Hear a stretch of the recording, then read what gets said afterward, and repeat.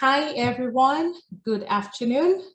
Bringing you greetings from Texas Southern University, Center for Biomedical and Minority Research here in TSU. And this is the Community Engagement Core. Happy to have everyone join us online, as well as those that are at our viewing site at Santa Maria also this beautiful afternoon. Today, we will be having an amazing discussion when we look at mental health. And for as many that might not know, May is the Mental Health Awareness Month. And the focus of today's presentation is going to be on changing minds, changing lives, emotional wellness through self-care and prevention.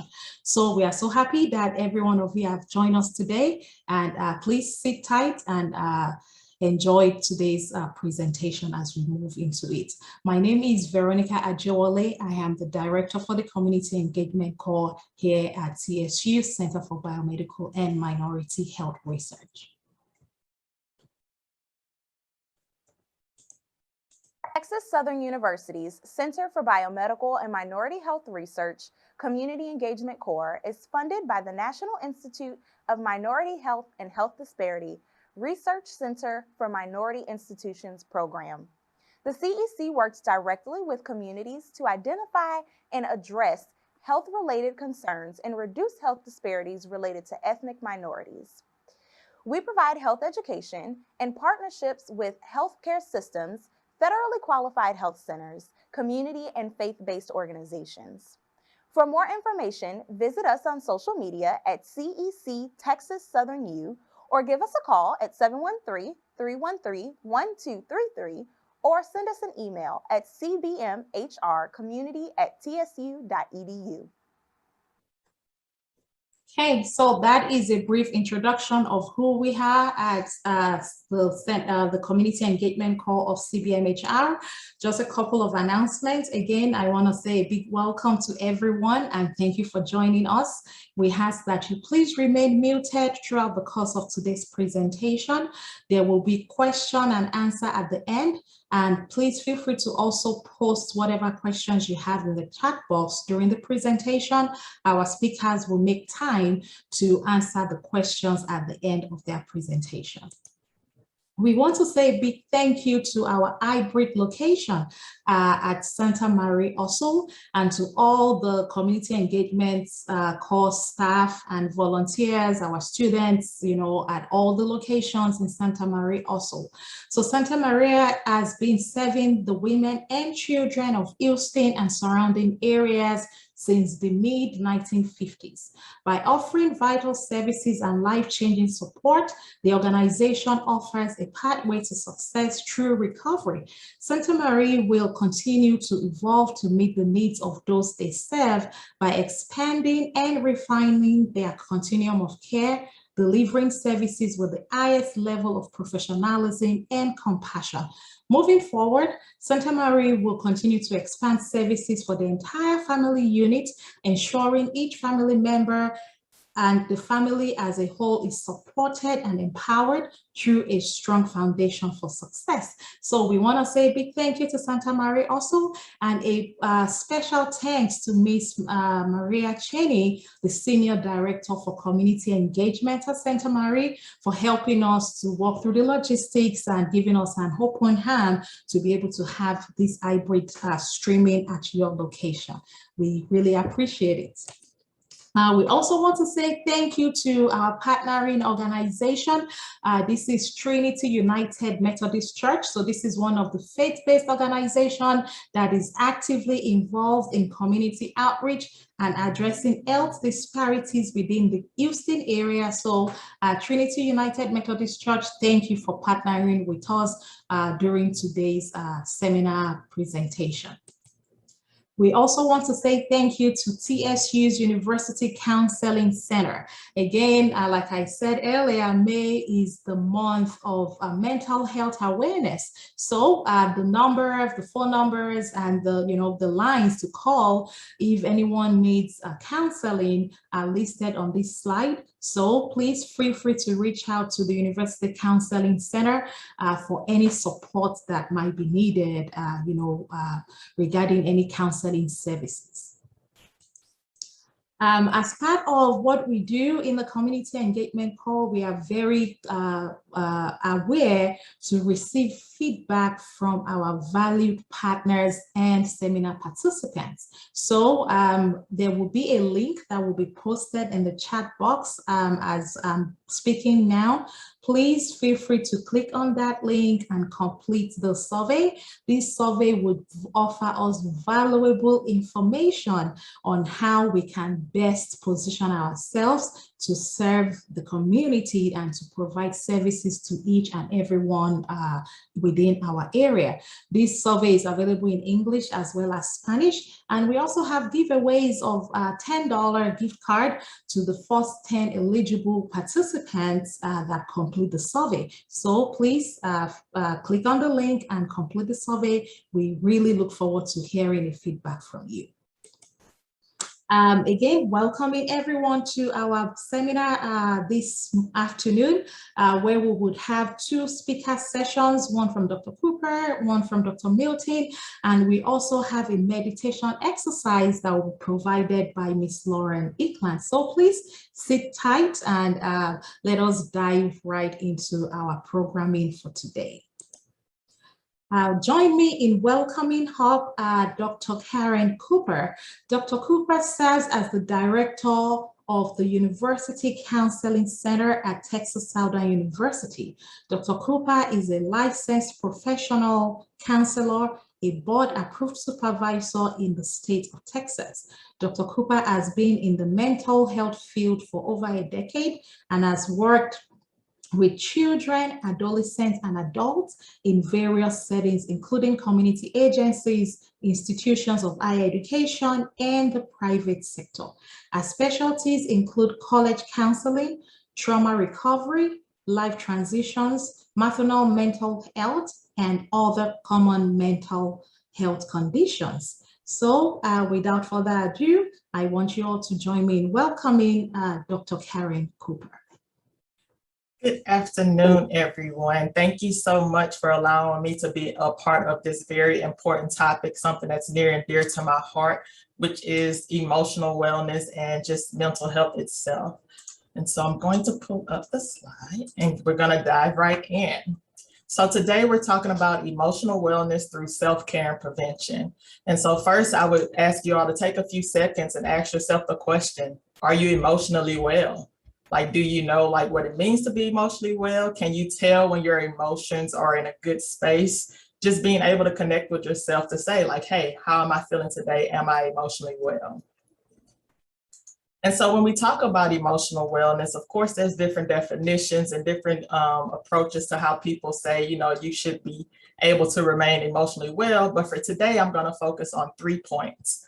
One is having an awareness and understanding of your emotions. The second part is being able to accept the emotions that you feel, and then also having the ability to manage your emotions. And so if you're able to kind of focus and connect on these 3 things, it would allow you to manage your emotions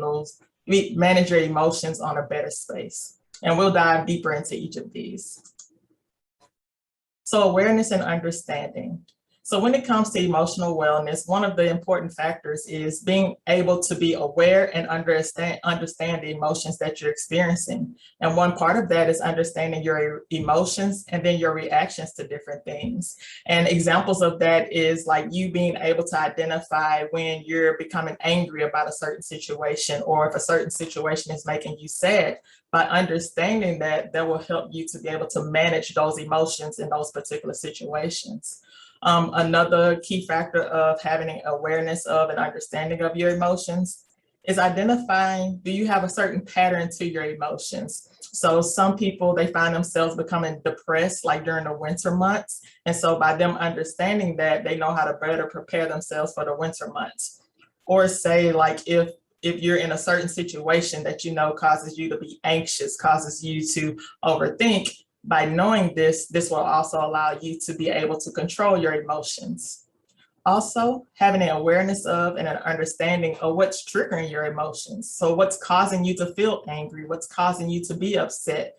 Again, by having that in-depth awareness and understanding of your emotions, it gives you more control over your emotions. The second part of emotional wellness is the acceptance part. The ability to accept the emotions that you experience. Sometimes because we don't want to appear weak or we don't want to appear that we don't have it together, if someone asks how we're doing and say we're not feeling our best, say we're sad or we're stressed, we might just say like, oh, I'm okay. Because again, we don't want to label ourselves as feeling sad, or we may not want to label ourselves as feeling stressed or overwhelmed. But again, when it comes to you being emotionally well, being able to label exactly how you're feeling. The second part of that, feel the emotion. You know, sometimes we may find ourselves being angry and it's like, you know what, I don't have time to be angry. I have too much stuff to do. Or I don't have time to be sad. I have too much stuff to do. Or I don't have time to be stressed. I have too much stuff to do. And so when you do that, it's like you're putting a Band-Aid over the emotion. And so you're just piling those emotions on under that Band-Aid. And then eventually, unfortunately, those emotions come erupting to the forefront, and then you're kind of emotionally all over the place. So feeling those emotions when they happen will help you to better control and manage your emotional wellness. The last part is accepting the way that you're feeling, like being able to accept, you know what, today I'm sad, you know, I am feeling sad. And that's how I'm feeling, because again, by you being able to do that, it gives you more control over managing those emotions. Some of the common emotions that we experience are sadness, happiness, fear, and anger. And so these are like the core emotions that a lot of us experience throughout our lifetime. And of course, underneath each of these common emotions are those other emotions. So like sadness, that can include like feeling depressed, feeling down. Happiness includes like joy, excitement. Fear, that comes with like anxiety, feeling nervous.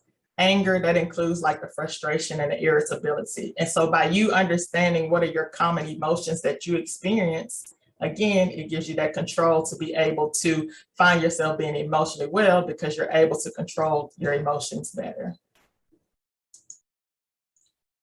Third and final part of emotional wellness is your ability to manage your emotions. A lot of the work that we do here in the Counselor Center with students is we try to teach them how to have a healthy life balance. You know, sometimes students or just, you know, community partners, they find themselves like having to work, maybe having to go to school, trying to juggle family dynamics. And sometimes that can become overwhelming to where you're not able to check in with yourself and manage your emotions. So having a healthy life balance can help you to manage your emotions better. And also being able to use different coping skills. And again, a lot of what we do here is teaching others what are some coping skills you can do to manage your emotions. Some of the go-to coping skills that we highlight is meditation. And a little while later, you all actually have the privilege of going through like a meditation exercise. So meditation, to where you can just sit and exist and just find yourself grounding yourself, will help you to better your emotions. Journaling, what I like to do with a lot of the students that I work with is I have them create what's called a good day journal. And so despite if they've had a rough day, if they've had a great day, at the end of each day, I challenge them to write at least 3 good things about their day. And so what this allows them to do, say if they do have a very rough, stressful day, they can pull out the good day journal, remind themselves of the things that they've done previously that's allowed them to have a good day. They imply those the next day, and that allows them to have better days. So it's just kind of a creative way for you to manage your emotions. Mindfulness, again, it's kind of close to like meditation, to where you stay in the present. You don't worry about things that happened in the past. You don't worry about your future, but you truly just stay present in the moment. And by doing that, that gives you some clarity to where, again, you're able to manage your emotions. And if you're a spiritual or a religious person, being able to practice your spirituality and praying kind of helps you manage your emotions. And I always like to give the example of, we all know how wonderful the traffic in Houston is. And so when there's, heavy traffic, sometimes I find myself praying like, God, just continue to give me the peace and patience so that I don't get road rage. And so by me doing that and praying in that moment, I'm able to manage my emotions so that I don't become angry or frustrated or anything like that. So the second part of, now that we kind of know like what you may need to do to know if you're emotionally well, by going through those three things of accepting and labeling your emotions, feeling your emotions, and then finding ways to manage it, we're going to move into the part of how you can prevent, yourself from kind of being emotionally all over the place, as well as different self-care techniques that you can do to manage your emotions just that better. So just kind of think to yourself, like, how do you truly care for yourself? So when we talk about prevention, one of the things that we talk about is just knowing your triggers. The good part about this is, like, if you know what's triggering you, then like, if you need to create distance between yourself and the triggers, if you need to find ways to avoid situations that trigger you. So by knowing your triggers, it kind of helps you be able to control, like, when your emotions erupt or present themselves. Another form of prevention is using coping skills to manage those triggers. So when we talk about triggers, it's being able to ask yourself, well, what triggers you? And if you reflect to the last time that you were angry, or if you were sad, or if you were nervous or experienced any type of fear, asking yourself what caused that. So some of the common emotional triggers that we experience are people. Sometimes people are triggering to us for whatever reason. Sometimes when we're in the presence of certain other people, they could trigger us to become angry instantly, or they could cause us to become irritable or stressed, or sometimes even anxious. Experiences can also be emotional triggers for us. And that could be like lived experiences. It could include like traumatic events. It could just be, situations that we go through that could trigger our emotions.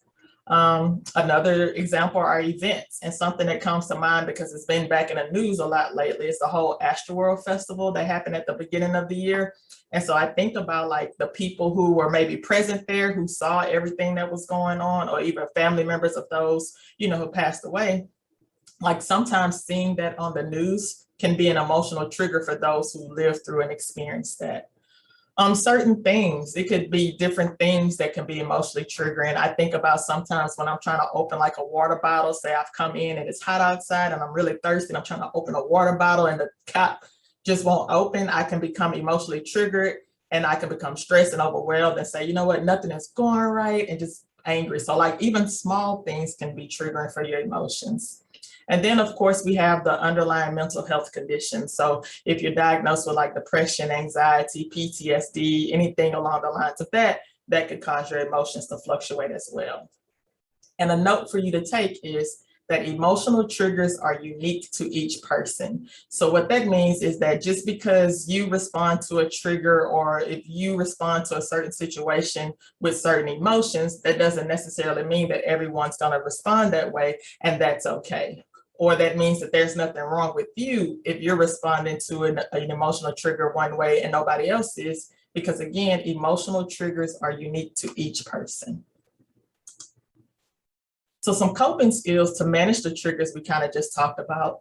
One, being able to be aware of your emotional responses. And so what that means is the way that you can tell if something is triggering you is by your emotional response. So even if you see someone that you're very fond of and they're walking towards you, if you find yourself being happy and being joyful, then that means that they're triggering you emotionally, but in a good way, because they're bringing you joy and happiness. Now, say if it was someone else who was approaching you and you find yourself being nervous or anxious or sad or anything like that, then that lets you know that that person is unfortunately triggering you in a not good way, right?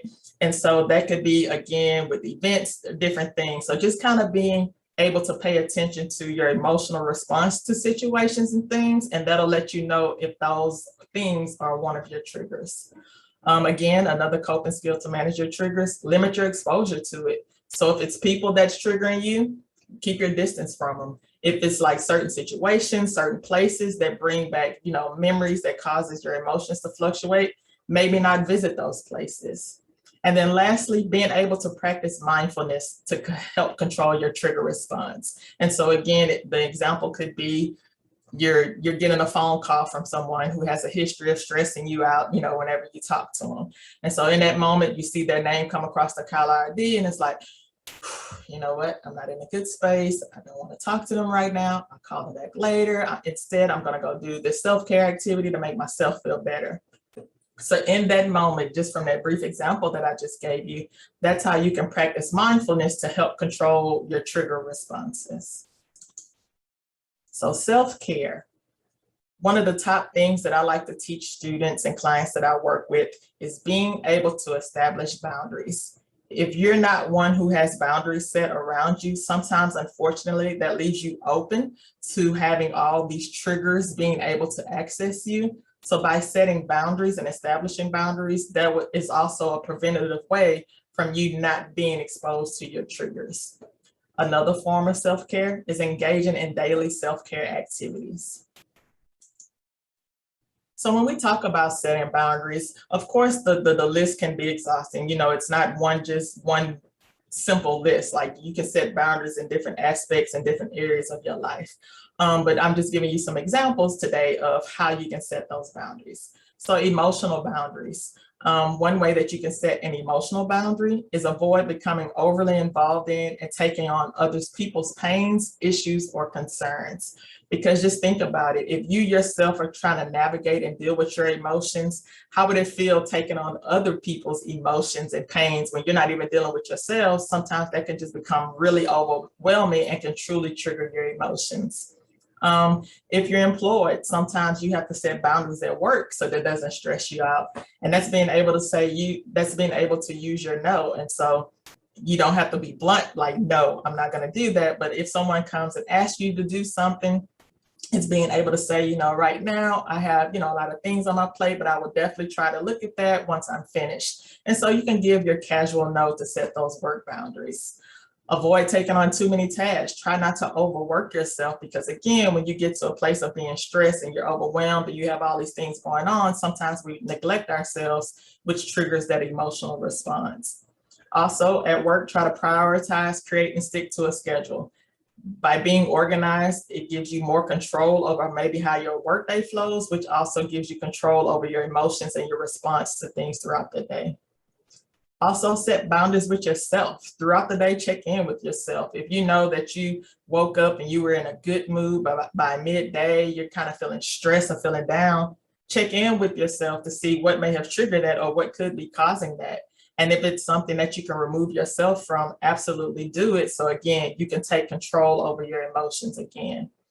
As I've been saying, limit exposure to your triggers. Don't expose yourself to the things, people, situations that are triggering you. And definitely make sure that you schedule me time into your daily routine, whatever that looks. It could be 5 minutes, 10 minutes, we say 30 minutes, but try to schedule some me time throughout your day so that you can truly check in with yourself. And a mental note for you to take from this is saying no to someone or something else is saying yes to yourself. And I promise if you get in the habit of saying yes to yourself, you will have better control over your emotional responses to things.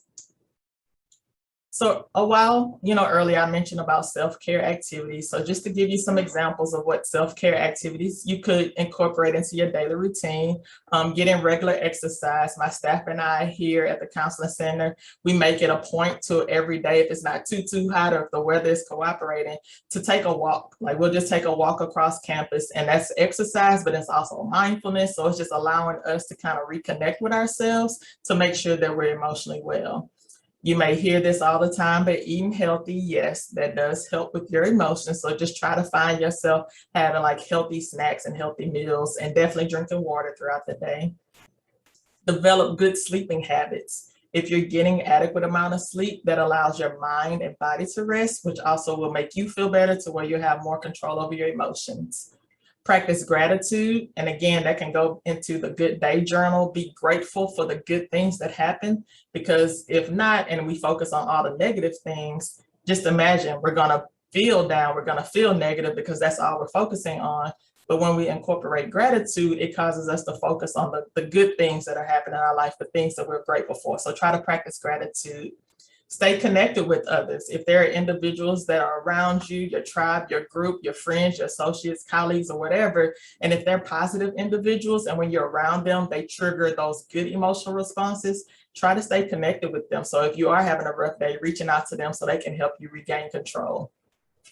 And also engage in hobbies or enjoyable activities. So things that you like doing, if it's listening to music, painting, drawing, walking, being out in nature, try to do those on a daily basis, because that will also help you balance out as you remain, as you try to reconnect and manage your emotions. And I will leave you with this quote: self-care is not self-indulgence, it is self-preservation. So being able to take care of yourself, again, it's being able to connect with your emotions, to see what's triggering your emotional responses. If it's triggering, emotions that you're not wanting to feel, like sadness, depression, anxiety, anger, fear, anything like that, distancing yourself from those triggers, and then engaging in self-care activities. And so that concludes my presentation. Again, thank you all so much for allowing me to be a part of this wonderful event. And I hope that I dropped some jewels that you all can take, with you and apply so that you can make sure that you're remaining emotionally well. That's beautiful. Such great content that Dr. Cooper has shared with us today. A lot of nuggets that, I'm taking notes in my own, that I will be able to apply to my own personal life. And I'm sure our attendees and the participants in Santa Maria also will find, several points that we can pretty much, put to use today. Let's hope so, yes. Yeah, so thank you so much for sharing that great content.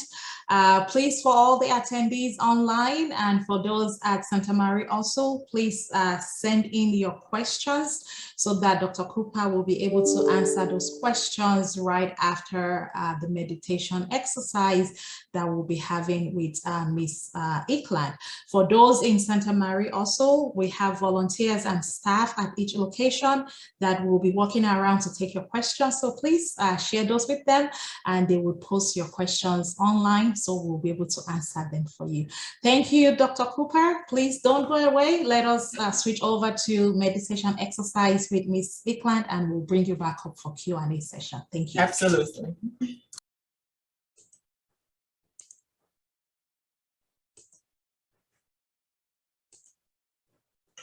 All right, so it's again my pleasure to bring up Ms. Caren Eklund. Caren Eklund is a licensed clinical social worker in Houston, Texas. She completed a master's degree in social works from the University of Houston in 2016. She currently serves as both a behavioral health case manager at Project Row House here in Texas and as a therapist at a federally qualified health center. She has a passion for helping others along with educating a community about the importance of mental health. Caren's goal is to fuse a business and social work background to eliminate health disparities. You can find Caren's mental health content on both Instagram and TikTok at Caren's Pink Coach. It is my pleasure to bring up stage Miss Caren Eklund. Hi, everyone. So we're just going to jump into this because we have mindfulness in 5 minutes. I'm going to go ahead and share my screen right now. There we go. Okay, so before I jump into the actual mindfulness and meditation exercise, I'm just going to go through what mindfulness is, because it's a word that's thrown around a lot in this, good climate of mental health being put at our forefront. So first, who can engage in mindfulness? Everyone, your dog, your mom, your teacher, your sister, your brother, your boyfriend, your girlfriend. Mindfulness isn't specific to any race, any age, any gender. Everyone can engage in mindfulness and meditation. For the what is mindfulness? I personally like this definition the best from mindful.com. This definition is: mindfulness is the basic human ability to be fully present, aware of where we are and what we're doing, and not overly reactive or overwhelmed by what's going on around us. As Dr. Cooper kind of touched on, that helps us bring back into our bodies and that awareness to what's going on with our emotions, which contributes to that emotional well-being. The beautiful thing about mindfulness is you can do it anytime. I love this image. It's of this person. They're taking a break, sitting on their desk. They have all these emails, pings. Personally, too, I like to do mindfulness in traffic. Houston traffic is terrible. So you can really practice mindfulness anytime. It doesn't have to be in a yoga studio or on a yoga mat. Again, you can do mindfulness anytime and anywhere. You can do it in traffic, in school. I personally think it's good to do mindfulness when you're feeling stressed or in a stressful situation, such as a tough conversation. So you can actually stop and be mindful anywhere. It doesn't have to be in a specific space. And then why? Again, as Dr. Cooper touched on, mindfulness can play a really big role in improving our emotional well-being and our emotional intelligence. So some of the benefits of mindfulness and meditation are that we are able to better emotionally regulate. That means that we're better able to control our feelings. Stress reduction, better interpersonal relationships, and a more purposeful life. So when we're focused on mindfulness and meditation, we can focus on what matters to us instead of being stressed on things that may be insignificant at the end of the day. And then breathing exercises are really a big part of that meditation and mindfulness. I'm going to go through the 4x4 breathing. It's called different things. I refer to it as 4x4, but it's also called tactical or Navy SEAL type breathing. And the pranayama breathing, that's a big part of yoga. In yoga, if you've ever heard of that, I do have links to both if you want to look into the pranayama breathing after, but we're going to actually do the 4x4 breathing today. And then follow-up resources. This is a really handy mindfulness handout. I will just skim over it, but here's the link if you'd like to look at it. There's some other mindfulness activities in that handout. Mindfulness is a superpower. I love this little video about mindfulness. It's really, really cute, a really, really cute cartoon if you have time to look at that. Mindfulness support, mindful.com has all different types of resources for mindfulness and meditation if you're interested in learning more about that. So definitely check out that resource.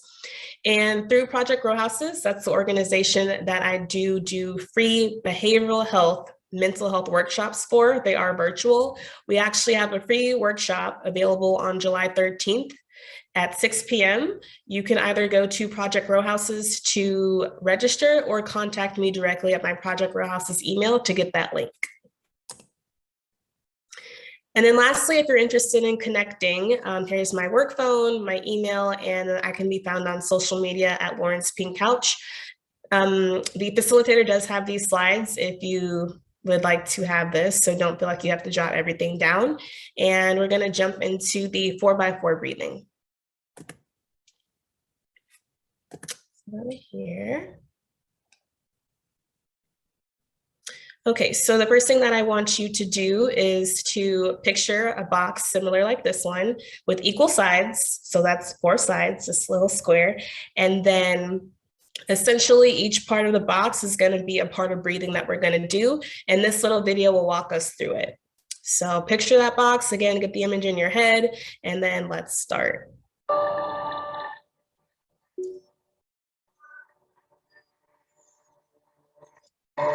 So we're going to breathe in for 4 seconds. We're going to hold our breath for 4 seconds. We're going to breathe out for 4 seconds. And we're going to hold for 4. So I'll pause that because it's going a little fast. It's essentially breathe in for 4, hold for 4, breathe out hold again. So again, going in a box. So the video is going to go, but I know it's kind of going through quickly. So now that we went through the tutorial, we can actually do it. So everybody ready? Get in our Zen and we'll start that again.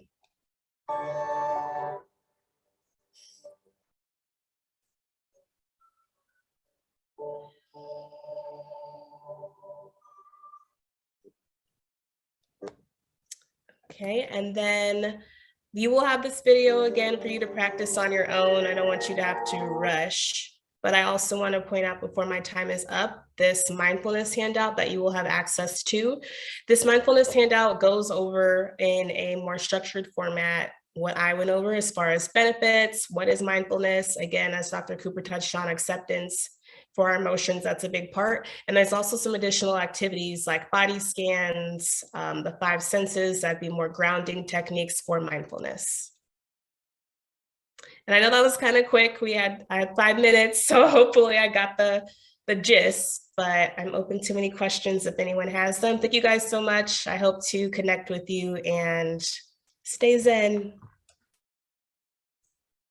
That is beautiful. Thank you so much for walking us through, sharing those really helpful and practical resources. I think that's it for me, because, when you share information, the next thing is it practical? Is it something that, do I need to get gadgets? Do I need to get any resources to be able to do it? I mean, we all breathe in and out every day, right? So it's now putting conscious effort and being very intentional in practicing, something like that breathing exercise. The 4x4 is something that is very practical.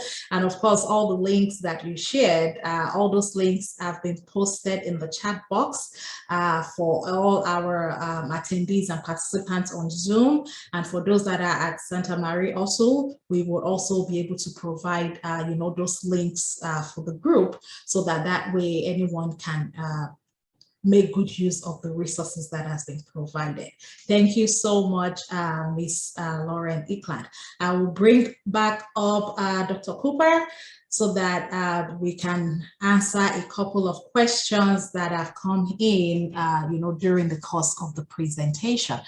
I have one here saying, do you recommend any exercises for triggers? Because, during your presentation, you mentioned, okay, to avoid triggers, kind of stay away, if possible. So this question here is asking, are there any exercises that you recommend for that?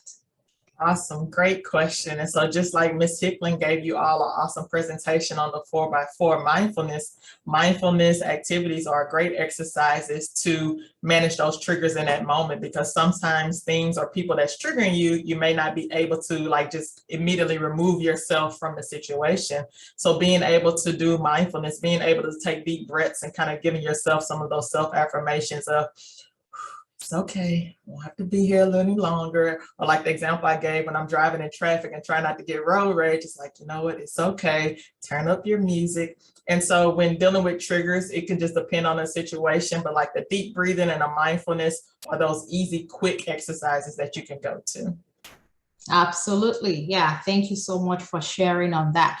And, in line of the, the same trigger type of situation. So one of the recommendations you gave was to stay away from a trigger, right? Mm-hmm. But let's assume that someone has to be in close proximity with a trigger. What, close proximity could be from a work environment, it could be from a family situation, or, you have to always get on a train because that's the means of transportation that you have. And there's always a trigger whenever you get on the train type of thing, right?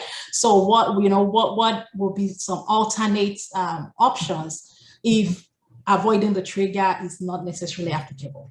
Right, another great question. And so I'll give an example, like if you're in a living situation and the person or the things that's triggering you in that particular situation, maybe it's excusing yourself to the restroom and like, oh, I have to go to the bathroom, locking the door, staying in the restroom for 5-10 minutes to where you're able to kind of gather yourself and calm yourself down.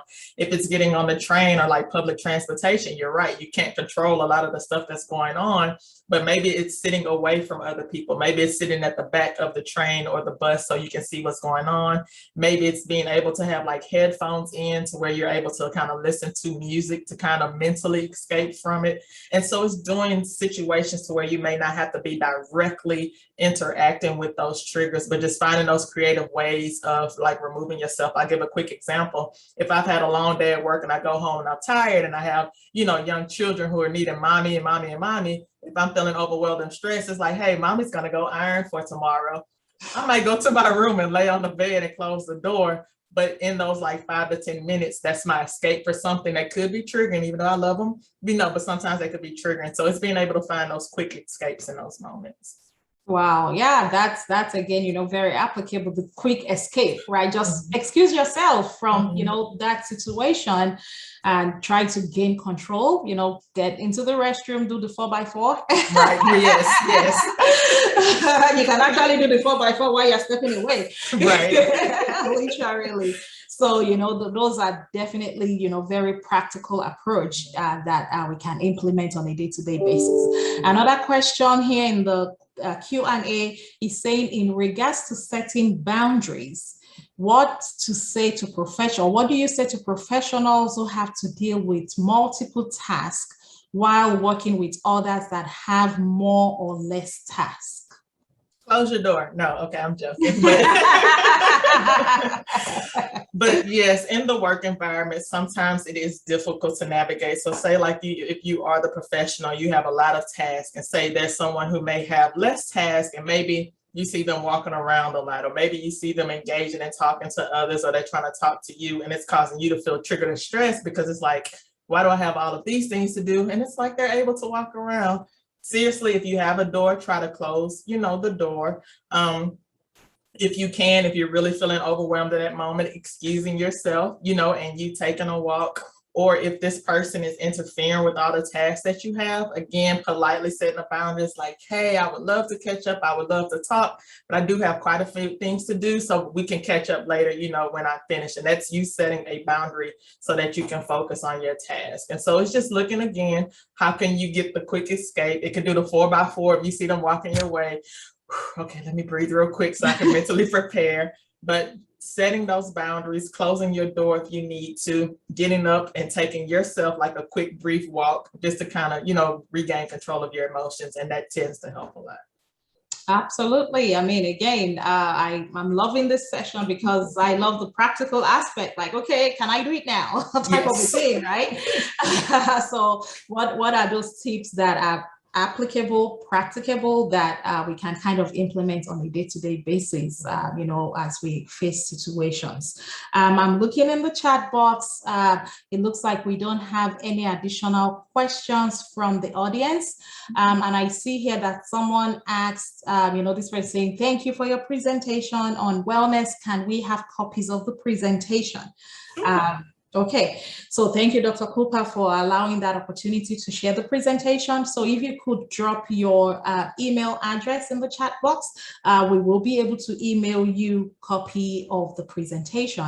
And again, this session is recorded. So this recording is going to be posted on our YouTube channel. So feel free to always go back in to listen and, you know, engage in this, you know, healthy well-being approach that is, again, very practicable, right? Like one of the slides that you mentioned is we need to prioritize ourselves, right? We put ourselves first. So saying no to something, but putting yourself first is always important, especially, I mean, in this day and age, everybody's juggling. Yes, yes. Like practically, we are all, you know, finding the balance in between work and life and family responsibilities and, you know, everything else that we are responsible for, but taking that quick break to put yourself first and, you know, having a moment to be very expressive regarding your needs and, you know, so that whatever those triggering situations have, please avoid them or put them under control as much as possible. Yes. We want to appreciate you, Dr. Cooper. Thank you so much for joining us this afternoon. And I would the chat box and the Q&A would remain open for as many people that do have questions. We can definitely route that back to Dr. Cooper at the end of the presentation. I am going to switch gears here a little bit, make a couple of announcements before we move into the next session of our seminar this afternoon.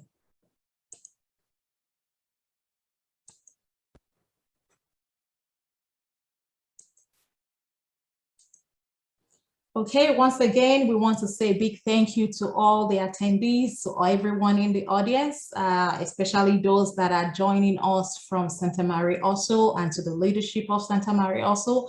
Thank you for allowing us to share this moment with the community out there. And for everyone that is joining us online as well, we appreciate your time. Please share your feedback with us through the survey. The survey links will be posted as I'm speaking. And we have giveaways for the first 10 attendees that are eligible to receive some giveaways based on your participation in the survey.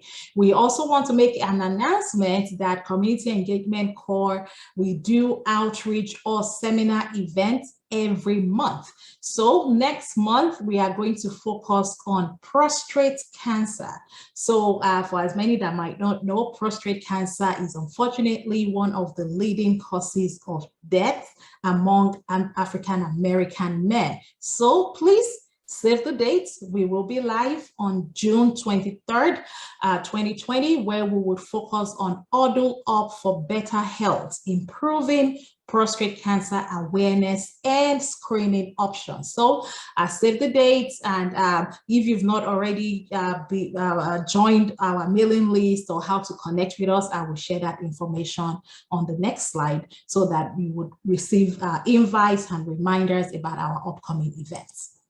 So here are the means that you can, connect with us. We are active on all social media handles: Facebook, Instagram, Twitter, YouTube, and LinkedIn. Our handle is at CECTX Southern U. And you can also send us a text message, TSUCEC, to 855-264-9031, or feel free to give us a call, 713-313-1233. We are also active by email, cbmhrcommunity@tsu.edu, or you can connect with us on our website, and you will be able to find information about all our upcoming activities. And again, all the videos of our past seminars and all the seminars we'll be having in the near future will be available on YouTube. That is an enduring resource that we definitely want our community members to partake of. And at this point, it is my pleasure to bring up Dr. Orlando Milton. Dr. Milton Jr. received his doctorate in education administration from Texas Southern University. There, he is a distinguished faculty member, and he teaches in the social works department. He works primarily with the seniors, but also teaches across the curriculum. He demonstrates leadership and collegiality within the department and throughout the university. In the department, he is an advisor for interprofessional education simulations, field instructor, student trainer, advisory board coordinator, and a part of the curriculum committee. Moreover, he is an advisor for several student organizations, student recruiter, and currently serving as the TSU SHAPE Initiative Change/Yes Program Evaluator. Dr. Milton's research focuses on the graduation rates of male student athlete, Black male college athlete vulnerabilities, the rise of mental health in higher education, disadvantaged population, academic success, retention rates, at-risk youth, and eradicating social economic injustice. He continues to lend himself to the community by networking with faith-based and community organizations to conduct lectures and/or workshops. So without further ado, please join me in welcoming Dr. Milton. Thank you. Thank you so much for that introduction.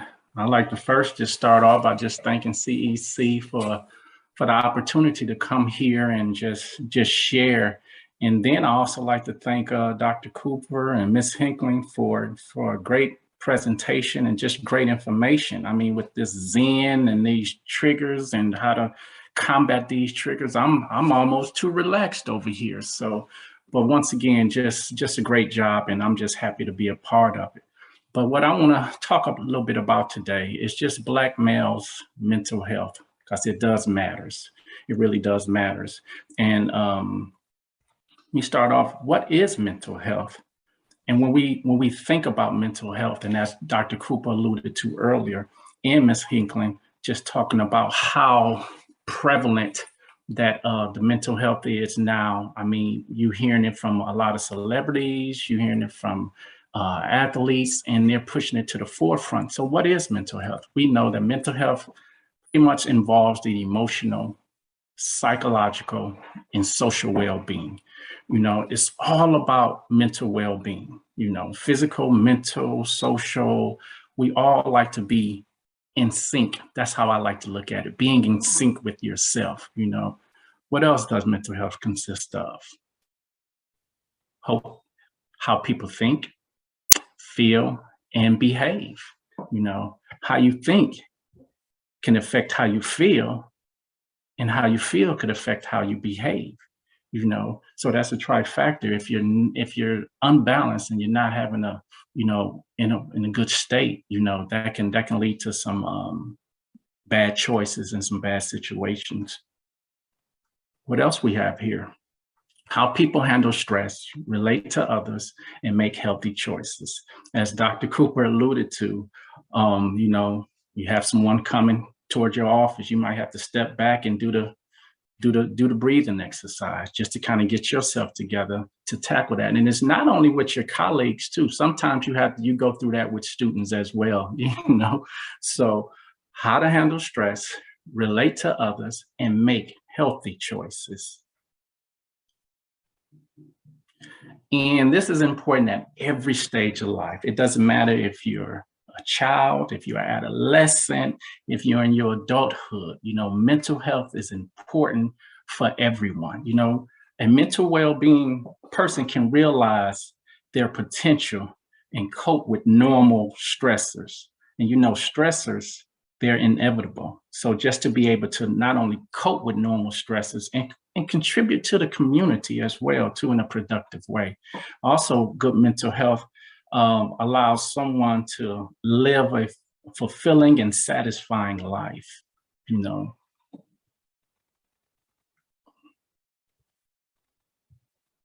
Okay, mental health and mental illness. These terms are used interchangeably. I even also do it, but I want to state that there is a difference. It kind of puts me in the mind of, if you have a family, you know, you have siblings, you know, you all rooted from the same values, the cores, you know, you all rooted from the same, but you are different.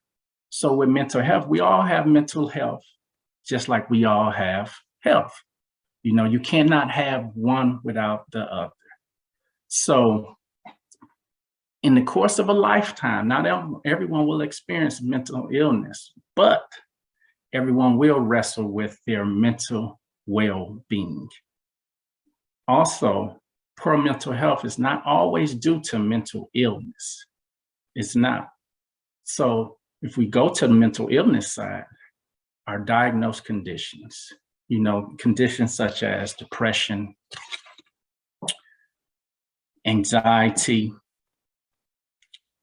bipolar disorder, obsessive compulsive disorder, you know, those type things we look at as a mental illness. Also, they can be produced from factors as genes, you know, and this is such a thing as abnormal genes. Sometimes we inherit these genes from parents, or genes can just change during life, you know. It can also be produced from brain chemistry, you know, just chemical imbalances sometimes will bring about a mental illness, and definitely trauma possesses different symptoms, and some may take effort to work through. So depending on what your diagnosis is, you know, who you are, because as Dr. Cooper stated earlier, it is based on an individual basis.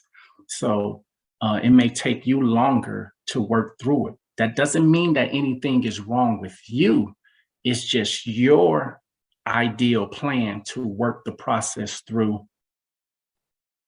does not always lead to poor mental health. So if you look at mental health, the last bullet, poor mental health is not always due to mental illness. And if you look at the last bullet on mental illness, does not always lead to poor mental health. So I just kind of wanted to point that out. Although it's still in the same family, you hear people use it interchangeably, but there is a slight difference. There is a slight difference, just like it's a difference between you and your siblings. Okay, some causes of mental health challenges. So one, experiencing discrimination, stigma, or racism. Just the idea of being discriminated against, having some stigma placed on you, just being, in a situation where someone is blatantly being racist towards you, those things can set you off, get you off kill. And then you definitely probably need to use some of those breathing techniques or some of those preventative measures that were shared earlier. Some other causes of mental health challenges is abuse, trauma, or neglect. And the abuse can be something that occurred when you was much younger, but something can trigger that, and that can, set you off. Same with trauma as well as neglect. These things could have occurred early on in your life, or they can occur later on in your life. But whichever way it goes, these can be some things that causes some challenges in your mental health. Social disadvantage, I like to look at social disadvantage as those who have been subjected to racial or ethnic prejudice or cultural biases within society because you belong specifically to a group. Simply because you belong to a group. Also, we know poverty and debt. Poverty, once again, you belong to a particular group.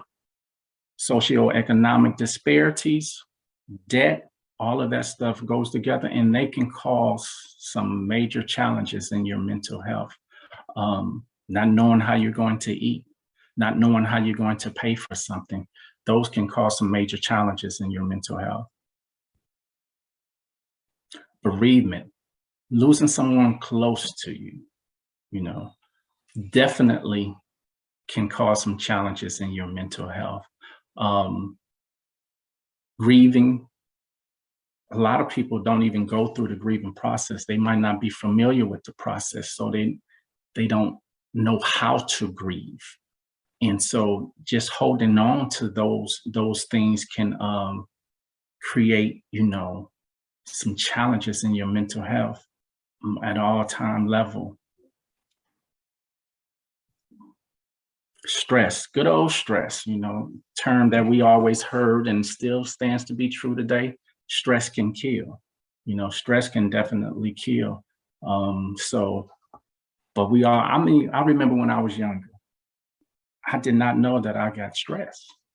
I just felt like, no, I'm fine, I'll take care of that. Or, oh, it's not that bad, I can handle that, and I can handle that. Not till I got a little older that I realized that I was stressed. So, I had to deal with that accordingly. And then I had to understand and accept that it was okay to be stressed. It was okay to be stressed. Isolation or loneliness, isolation and loneliness can cause some challenges in your mental health.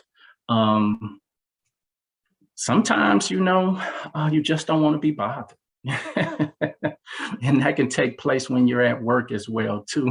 You just don't want to be bothered. That's why you close the door and you try to hide as much as you can until you can try to get some of this stuff up off your plate. Or, but sometimes, just isolation, in general, or just loneliness, because you could be still suffering from some of the things that was mentioned earlier, you know, abuse, trauma, neglect. Maybe you're still dealing with a situation where you was, you know, somebody was racist against you, you know. Maybe you're still dealing with someone who you lost, or maybe you're still stressed, you know. So all those things can play a role, and it doesn't have to be separately. It can all take place, you know, simultaneously. Some other causes of mental health challenges: unemployment or losing the job. Unemployment or losing the job.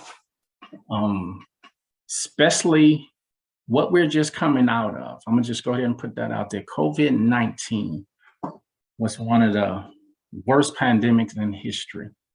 And it seemed like we're still struggling with that, you know, some remnants of it. And now you hear that it's another wave coming through, you know. So unemployment, if you just look at COVID-19 and how it affected people, and that should touch bases with the other bullet points I have too, but how it affected people. People were losing their jobs, you know. People were willing to work, but could not work. So that brought about a lot of mental health challenges.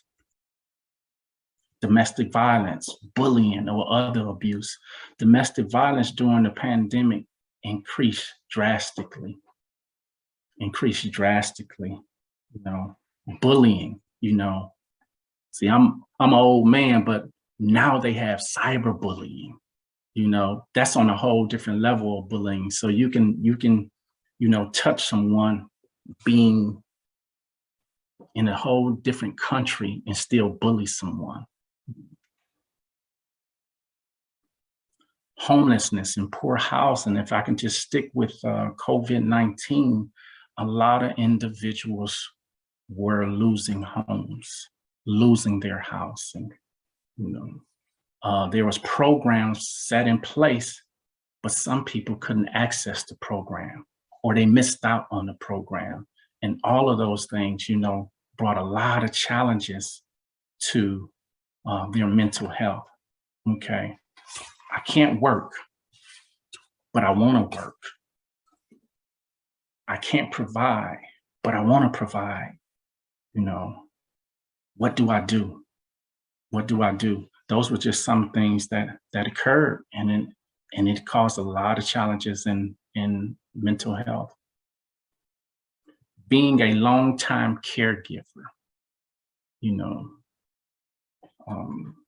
that can bring a lot to your mental health, that challenges your mental health. And what was discussed and shared earlier, self-care. Self-care is so important, so important. And for long-time caregivers, they have to have outlets. You have to have an outlet to be able to still do what you do, because that's a taxing job. Doesn't mean that you don't want to do it and you don't care for that individual, but it's okay to accept the fact that, you know, you need an outlet. Drug or alcohol misuse, you know, that can also affect your mental health challenges, you know. Just start off recreation, use it in the wrong way, and once again, that can affect mental health challenges in individuals. Okay, let's look at some symptoms of mental health. Change in feelings or demeanor, you know. Sometimes, you know what, you're used to doing this and doing that, being outgoing, but sometimes you just feel like, you know what, I'm not interested in doing that, you know. And sometimes you don't even know that your demeanor have changed until someone brings it to your attention. And then they may ask you, you know, and then that's when it hits you like, oh, really? Like my demeanor has changed? Sometimes I get that from students. Loss of interest, things that you used to be interested in, you're no longer interested in, you know. That can last a long time or that can last a short time, you know. But for some odd reason, you're like, man, I'm not interested in doing this. It could be something that you love. I'm not interested in doing that. You know, symptom of mental health. Low energy, you know, you're a go-getter, you do this, you do 20 things on the weekend and still be at work at 7 a.m. ready to go. And then all of a sudden, you know,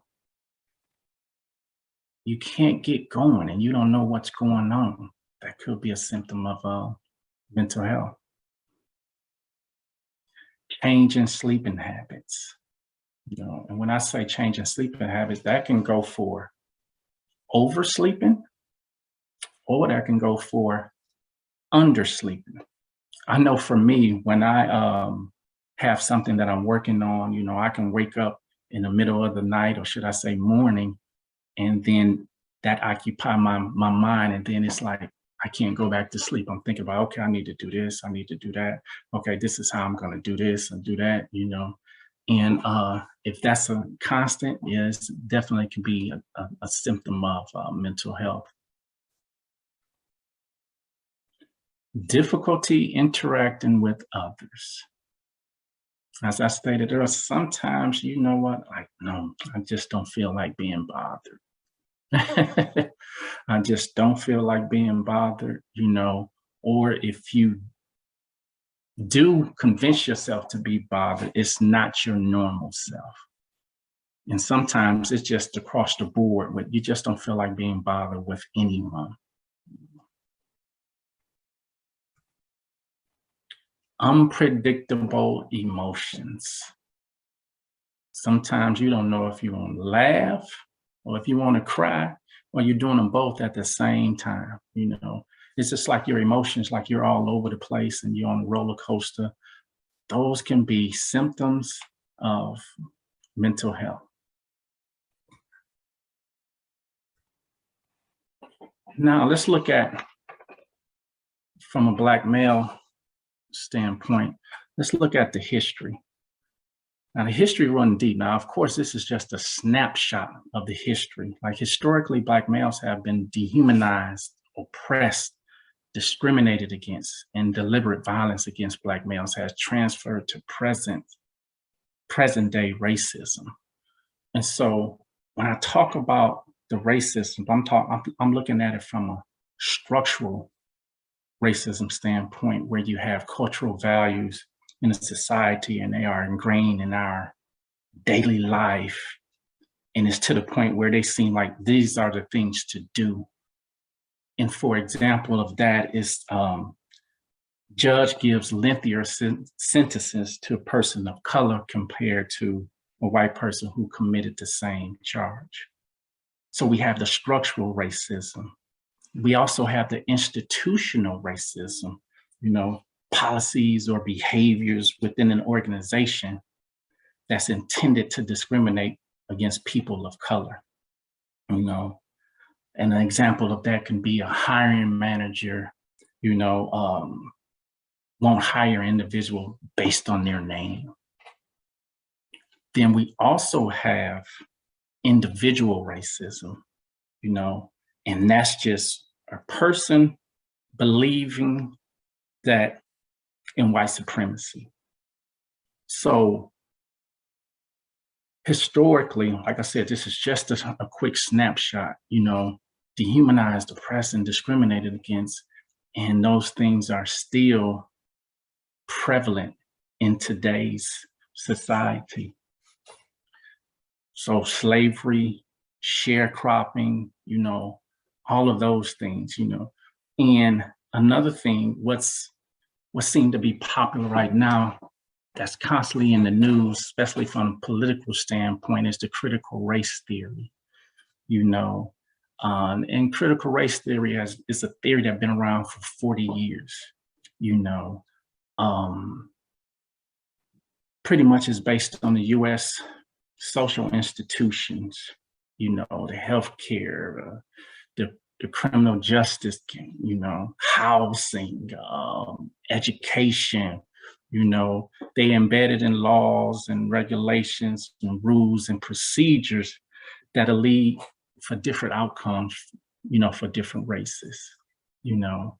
And as a great philosopher in my day, David Banner said, who's the villain?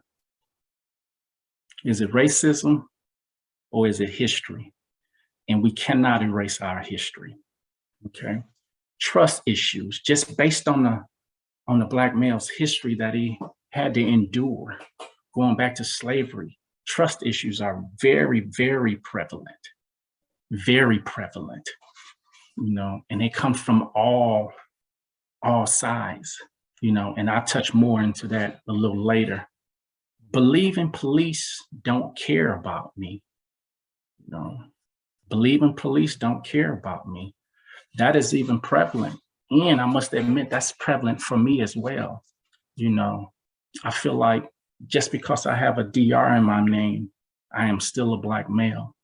And if you catch me on the weekend and I'm coming from the gym and I have my hat to the back, you know, I'm no longer Dr. Milton, you know. But if you'll just give me a moment just to share a few names on why we still feel like that, you know. Andre Hill was 47 when he was killed by police officers. Dante Wright was 20 when he was killed by police officers. Manuel Ellis, 33. Stephon Clark, 22. Botham John, 26. Philando Castile, 32. Alton Sterling, 37. Freddie Gray, 25. Eric Garner, 43. Tamir Rice, 12. Michael Brown, 18. And on May 25th, 2020, George Floyd was killed at the age of 46. Trying to figure out how to not doubt self because everybody else do, you know. When you're in a society and you feel like you can never be good enough, or to even get an opportunity, you have to be better than everyone else. And that still doesn't grant you an opportunity at the table, you know. Still trying to balance that and figure it out. That's part of the history. Inadequate access to health, educational, social, and economic resources, you know, those are still prevalent and land true today. And it's still an issue and a problem that we struggle with. Did you know, according to the Department of Health and Human Services, Office of Minority Health, Black adults in the US are more likely than white adults to report persistent symptoms of emotional distress, the sadness, the hopelessness, etc. Did you know, as stated by the American Psychological Association, Black adults living below the poverty line are more than twice as likely to report serious psychological distress as US adults who have financial security, you know. So, did you know, as maintained by the American Psychiatric Association, Black adults are less likely to receive consistent care, less frequently included in research. So I'm so grateful for CEC for looking at African-American males as it relates to prostate cancer. So grateful. And more probable to use emergency rooms or primary care than a mental health specialist. Black masculinity. Okay, here we go. More likely to endorse the traditional masculinity ideologies. I have to be strong. I have to be the breadwinner. I need to be the provider for my home. I don't cry. I never show any vulnerability. I'm never considered weak. I'm always tough. We restrict emotions to ones that we feel are acceptable. like anger, happiness, and even lust. So we're still based and rooted off those ideologies, you know. And guess what? Endorsing those specific views, but cannot meet them, creates internal conflict within ourselves. Stress. What's going on? Why I can't do this? But we're already fighting against other things that was indicated in the history, the discrimination, you know, the oppression, the racism, you know. So if we cannot, you know, meet those goals or be able to provide for a family, you know, there's a lot of internal conflict that take place, you know. We also use our Black masculinity to overcome societal pressures and harsh realities of oppression and racism, you know. So I have to be tough and strong to overcome what's outside my home so I can take care of my family. I have to be, you know. And, you know, expectations to follow a specific set of behaviors creates a toxic environment. But that's the mindset. I'm endorsing those traditional masculine ideologies. Okay. Takes a toll and wears on the physical as well as mental health. But when you think about it, you see it everywhere because it's also in traditional media. The portrayals of the Black man are overly masculine, aggressive, hypersexual, no signs of emotions. So not only did I grow up with those values and those ideologies, it's perpetuated constantly when you, through media, through TV, everything, you know. Internalized views of masculinity make a lot of Black males resistant to therapy. So if we're resistant to therapy, we are talking to someone. And a lot of times those discussions are held where? At barbershops. Those discussions are held through our religion. Those discussions are held at church. And sometimes we talk to close family and friends to address what's going on in our mental health. You know, and a lot of times, Black males, they might not necessarily agree with those ideologies, but they still abide by them because they feel like that's the thing to do. So, share a few common beliefs. Acknowledging and talking about having mental health issues means I'm weak. And guess what? I can't be weak. I cannot be weak, you know. Seeking help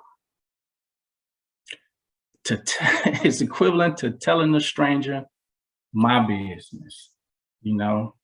Definitely don't want to share our business, you know. Nobody cares about my mental health anyway. And the infamous one that everybody likes to talk about. I'm not crazy. If they say you need to go talk to someone, the first thing they say, I'm not crazy. I'm not crazy at all. Okay, some barriers to care. Historic mistrust of healthcare and medical providers. So once again, remember the Tuskegee Airman syphilis experiment? Black men had syphilis. They was allowed to have syphilis even though penicillin was available, and they did not get the treatment that they needed. They were told that they were being treated for a bad blood, a local term, you know, that was used to deal with, you know, several ailments and fatigue, you know. Also, their informed consent was never collected. So when you have situations such as that, historical situations, you know, and then when it come down to even, you know, taking a shot for COVID, I must admit, I had my reservations, you know, but that stuff is deeply embedded. You didn't know what the government was trying to do, you know, are they plotting, you know, what's really going on? But those are things that was just embedded in the mind because of historical events that occurred where, you know, Black men were not treated fairly. Other thing, racism and biases in the healthcare system. I mean, just going to the healthcare system and people have these stereotypes about you and that you can't pay or whatever it may be. You know, those things takes a toll on you as well. Scarcity of resources. You know, what I realized is not a lot of African American, you know, therapists out here. You know, and so that can affect individuals, you know, who wants to meet with someone who they might feel like is like-minded. Lack of health insurance, live in an area with few services and reliable transportation, you know, all of those things are barriers to care. Stigma and misinformation about mental health deter Black males from seeking assistance as well. So our inability to allow new information or correct information to come in, you know, sometimes that's a struggle for us as well. So what can we do? Less emphasis on resistance of therapy and more focus on why Black males feel uncomfortable. You know, getting to know who they are and where they come from. As we say in social work, meeting them where they are, you know, create a culturally responsive and appropriate mental health treatment, you know, one that can reflect back on their struggles and their pains and once again, meet them where they are. Black males must relearn themselves. So things that have been embedded in me for years, and I mean years, you know, I have to learn my emotions. That is okay. It's okay to cry. That doesn't mean that I'm weak. What it really means to be a man, you know, ideologies that I grew up with, you know, are no longer, you know, prevalent, you know, because things have changed and it's different, and it's okay for me to show emotions. It's okay if I can't be the sole provider. It's okay.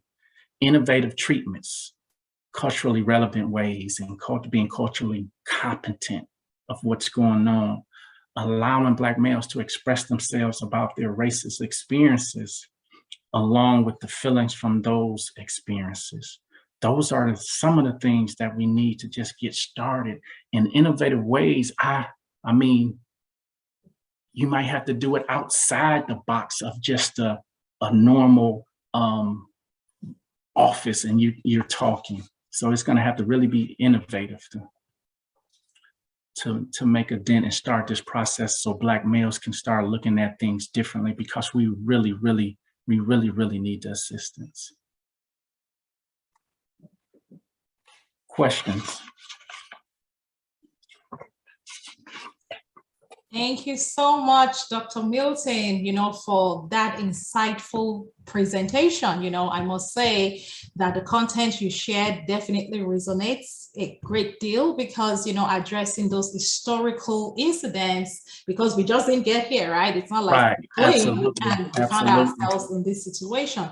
But thank you for sharing, you know, bringing out those historical perspectives, and most importantly, telling us the things that can be done, those practical steps of, okay, trying to go back now to relearn, you know, how do we really express our emotions, right? Or how do men, you know, express their emotions? It's okay to cry, you know, it's okay to actually embrace that it was a situation that needs attention. So thank you very much. We are very grateful for you for sharing your insights and your expertise. We do have a question in the chat box, and this is saying, can anger management classes help with mental health? Since we still have Dr. Cooper on the call, I would also like to bring her back up to kind of share our perception on, anger management. Dr. Milton can talk more from like the male perspective, and then Dr. Cooper can talk more on the counseling and, general perspective. Yes. Want me to? Yeah, you can go first. Okay, all right. Yeah, I'm sorry. Yes, absolutely. Anger management can help, because that's a tool for your toolbox that can assist you anytime you get angry. It's not just one time that you can, no, anytime you get angry. And trust me, I think it's safe to say we all use anger management tools. And guess what? Sometimes I may not be as successful as I was the last time. However, it's always a learning experience, and you continue to get better as you go. You're never going to be perfect, but you grow as an individual, and what you really grow about, learning about yourself. Like it doesn't get any better than that, learning about yourself. So definitely anger management. Absolutely. Thank you, Dr. Milton. Dr. Cooper, any insights on that? Yes, and I was going to say absolutely, Dr. Milton. Yes, it's a form of you, prioritizing yourself. And so anger management, you can look at it as one of those self-care techniques. So if you find yourself experiencing anger issues, it's like an anger management class, that's you taking care of self, hence self-care. So absolutely, anger management is a great resource. If you're not able to control your anger, an anger management class is definitely beneficial for your mental health, because it teaches you additional tools and skills, like Dr. Milton said, to use to manage your anger, because we all experience it. So it's another way for you to take care of yourself, prioritize yourself. Natural emotion. Thank you. Hinkling. No, I think we should let Miss Hinkling. Yeah, I was going to exactly. I was going to say that, and Miss Hinkling, please kind of share more on the anger management, and are there classes or locations that you recommend when it comes to those resources to kind of help connect us and community members to resources, maybe online or in-person type of classes regarding anger management? Yes, thank you. I think Dr. Milton, Dr. Cooper kind of hit the nail on the head, but I definitely think that could be tied to mindfulness as well, because we're becoming aware of our emotions, even with the breathing, being able to put a name to the emotion, being able to attach that with a specific trigger. And a lot of instances, maybe even, as Dr. Milton was kind of saying, tying that back to a trauma, like, why am I so triggered by this? And why is this manifesting as such a strong emotion? I think typically any therapist, want to do your research, but typically any mental health professional will be able to help you through some techniques to de-escalate that anger. And then if you're interested in low-cost clinics, because that's a thing, whether you're a college student or just someone who mental health services aren't affordable, I would say look into FQHCs. Those are federally qualified health centers, and they offer counseling services on a sliding fee scale, so you pay what you can pay. Perfect. Definitely. I mean, thank you so much for sharing, those options. And I'm sure, listeners in the community would be able to, take good advantage of that resource. I also want to throw a question out, right? Dr. Milton shared a lot of information about male masculinity and how that impacts mental health. Can you kind of share quickly on your perception regarding how the significant other in a male's life, how can is there any help, from a spouse, a parent, a daughter, a son? Because if you kind of notice that there is an immediate family member that is, challenged with this male masculinity and how that impacts mental wellness, how can the significant other step in to offer some support? Well, I guess it really depends on the situation, because sometimes daughters can just get to their dads and that's all she wrote, and that's a beautiful thing.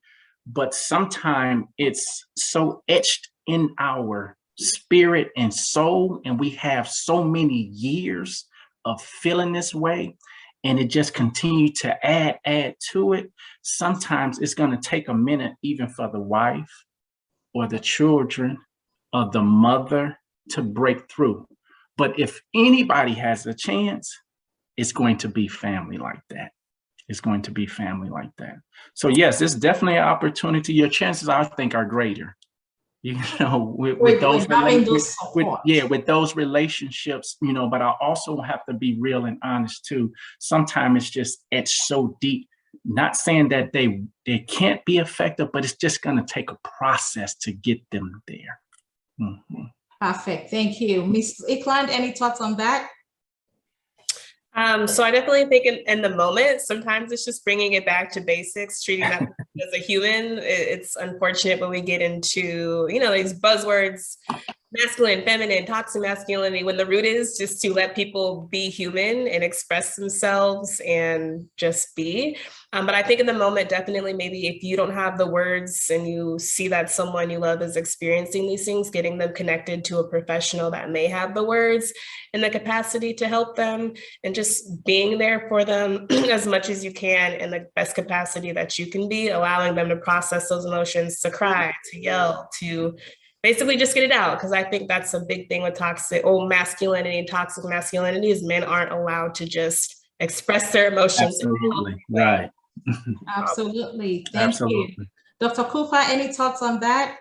Just real quickly, as you all were talking about that, I just think of myself, and I always tease my husband how he has the best of both worlds. He has a wife, but then a wife who's a therapist, and him being a black male, and him being a black male, like, you know, he works in a where he works, it's sometimes not the most supportive environment for him. I'll say that.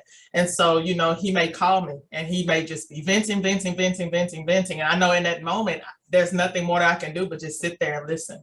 And once he finishes, he's like, thank you. And I'm like, okay, talk to you later, you know, because like Dr. Milton said, because unfortunately his lived experiences as a black man are so etched deeply. So even if I try therapy, or even if I try to be that supportive wife in that moment, he's not in a space to receive it. So I'm like, just vent.